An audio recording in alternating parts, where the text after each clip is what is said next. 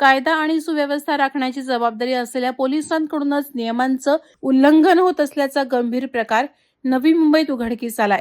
Navi Mumbai anti human trafficking युनिटमध्ये कार्यरत असलेले पोलीस हवालदार अनिल सुखदेव मांडोळे यांचा डान्स बारमधील व्हिडिओ सोशल मीडियावर व्हायरल झाल्याने एकच खळबळ उडाली आहे.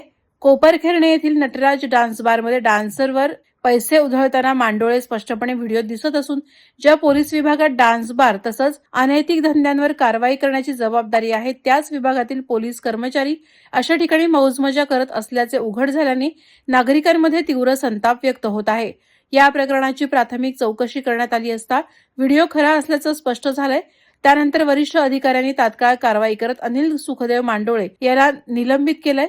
पोलीस शिस्त आणि आचारसंहितेचं उल्लंघन केल्याप्रकरणी त्याच्या विरोधात विभागीय चौकशी सुरू करण्यात आली असून चौकशीत दोष सिद्ध झाल्यास कठोर कारवाई करण्यात येईल असा इशारा वरिष्ठांनी दिला आहे. वादळवारा लाईव्हसाठी न्यूज ब्युरो, नवी मुंबई.